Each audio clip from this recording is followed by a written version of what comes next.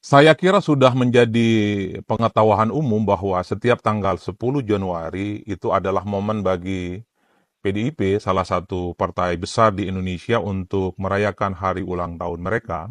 Banyak hal yang disampaikan, bisa refleksi, semacam konsolidasi, termasuk misalnya adalah doa-doa besar yang akan mereka lakukan untuk menyongsong bagaimana pertarungan politik di masa-masa yang akan datang. Tapi kalau saya mengingat ya, di hari ulang tahun PDIP, itu ada satu momentum di mana ulang tahun itu menjadi momen di mana menjadi titik panas dan titik mendidih bagaimana hubungan PDIP dan Jokowi itu renggang, dan bahkan itu dianggap sebagai tanda-tanda mereka akan retak saat itu. Yaitu di hari ulang tahun PDIP yang ke-50. Masih ingat persis saat itu dalam pidatonya Megawati Soekarno Putri sebagai Ketua Umum PDIP mengatakan bahwa Jokowi itu bukan siapa-siapa. Jokowi itu tak ada apa-apanya tanpa PDIP. Bahkan tak berhenti di situ, Megawati mengungkit bahwa jeripaya yang sudah dilakukan oleh PDIP, di mana Jokowi menjadi wali kota di Solo, kemudian jadi gubernur, termasuk jadi presiden 2 periode di Indonesia, itu tentu tidak terlepas dari apa yang sudah diperjuangkan oleh militansi dan perjuangan politik yang secara solid sudah diperbuat oleh PDIP. Jadi itu adalah momen di mana Jokowi itu merasa dipermalukan dan masih dianggap bahwa Jokowi itu adalah sebagai petugas partai.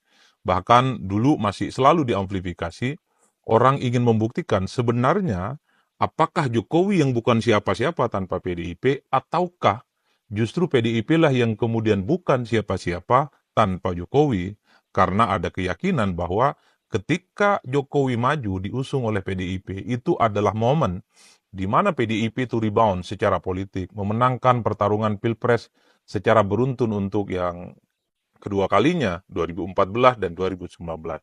Jadi itu adalah momen yang selalu akan diingat oleh publik, baik oleh PDIP, oleh pendukungnya Jokowi, dan termasuk publik di seluruh Indonesia, di mana di hari ulang tahun PDIP yang ke-50, Jokowi merasa dipermalukan, dan sejak saat itulah kemudian hubungan politik Jokowi dan PDIP itu memang tidak baik-baik saja. Ya buktinya misalnya kita tahu di hari ulang tahun PDIP yang ke-51, Jokowi tidak hadir. Konon ketidakhadiran Jokowi memang terkesan ada agenda lain di luar negeri, khususnya kunjungan politiknya ke Filipina. Tapi kan publik juga memahami, untuk seorang Jokowi, presiden, orang penting saat itu, pastinya lebih mementingkan hari ulang tahun partainya dan lebih memilih untuk meninggalkan acara di luar. Tentu, kalau suasana hubungan politik antara Jokowi dengan PDIP itu baik-baik saja. Jadi tidak mengherankan ketika di hari ulang tahun yang ke-51, 2024, Jokowi itu tidak hadir adalah sebagai upaya semacam kekecewaan dari Jokowi karena masih melulu dianggap sebagai petugas partai. Jokowi masih dianggap underestimate dan bukan siapa-siapa tanpa perjuangan yang dilakukan oleh PDIP. Padahal kita tahu ada satu peristiwa politik yang menurut saya menjadi titik temu bagaimana PDIP dan Jokowi itu mengalami hubungan yang cukup mesra dan baik-baik saja, yaitu pada hari ulang tahun PDIP yang ke-49.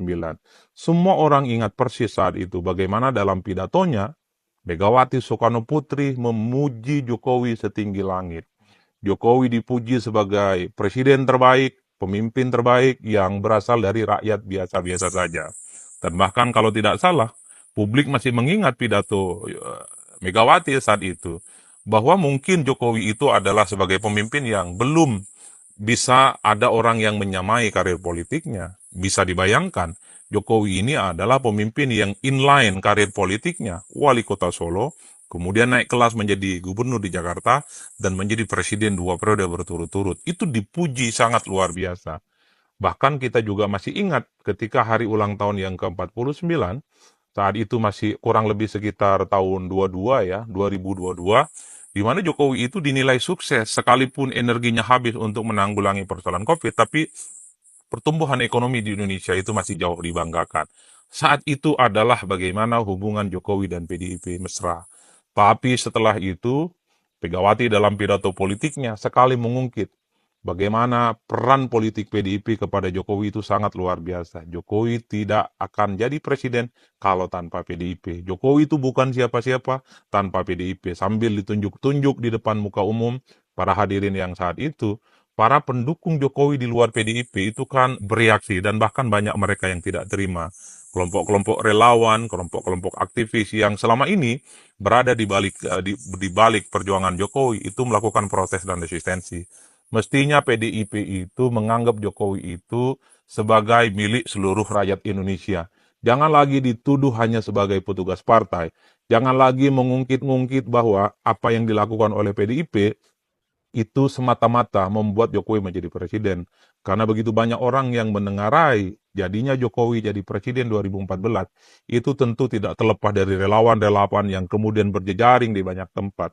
Tentu tidak terlepas dari dukungan partai politik yang lain.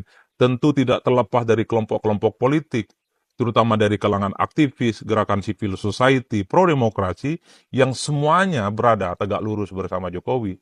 Sehingga Jokowi itu mendapatkan momentum luar biasa, mampu mengalahkan Prabowo Subianto saat itu yang juga sangat kuat elektabilitasnya. Oleh karena itu, kalau kita hitung rata-rata secara umum, hari ulang tahun, di mana ini mestinya menjadi kado terindah bagi partai untuk melakukan refleksi, melakukan bagaimana perbaikan, tapi di PDIP ada satu peristiwa politik di mana di hari ulang tahunnya, yaitu di hari ulang tahun yang ke-50, Jokowi dan PDIP menemukan hubungan yang tidak baik-baik saja. Karena Jokowi saat itu merasa dipermalukan, dituduh hanya sebagai petugas partai, dan bukan siapa-siapa tanpa adanya perjuangan dari PDIP. Dan bisa dipastikan, di hari ulang tahunnya yang ke-52, yang dilaksanakan hari Jumat tanggal 10 Januari 2025, ini adalah momen bagi PDIP, pastinya tak akan kembali dihadiri oleh Jokowi. Oleh karena itu, ulang tahun ke-51, Jokowi tidak hadir karena urusan konflik politik dan lebih memilih melakukan kunjungan ke luar negeri. Tapi per hari ini, di 2025, di ulang tahunnya yang ke-52, bisa dipastikan PDIP tanpa Jokowi. Karena Jokowi sudah dipecat dan bukan lagi menjadi kader PDIP. Jadi teman-teman, kita bisa saksikan inilah realitas politik kita. Ulang tahun yang mestinya dijadikan sebagai momen indah, di mana semua kader, semua pengurus, semua simpatisan berkumpul merayakan hari kemenangan, hari kebersamaan. Tapi bagi PDIP, ini adalah momen yang sebenarnya cukup memilukan karena setelah perjalanan panjang yang cukup luar biasa di ulang tahunnya yang ke-52, PDIP harus kehilangan kader terbaik mereka, namanya Joko Widodo. Di momen-momen ulang tahun mereka, Jokowi tidak bisa hadir, dan di 2025 ini, rasa-rasanya memang hari ulang tahun PDIP itu dirayakan secara sederhana. Mungkin karena secara politik di 2024 yang lalu memang tidak terlampau menguntungkan bagi PDIP. Wajar kalau kemudian ulang tahunnya itu dirayakan secara sederhana. Menang pileg tanpa menang pilpres, di Indonesia itu bukan apa-apa. Apalagi dalam pilkada misalnya, di 2024 ini, sejumlah kandangnya banteng, itu porak-poranda dan kalah dalam pilkada. Salah satunya ada di Jawa Tengah. Meski PDIP punya alibi, di provinsi, di level gubernur, misalnya Banteng itu babak belur, tapi untuk kabupaten dan kota, mereka tetap solid dan kemudian mempertahankan basisnya sebagai kandang merah. Dan pada saat yang bersamaan, sekalipun misalnya PDIP tak lagi kuat di Jawa Tengah, tapi mereka punya kandang baru, namanya Jakarta.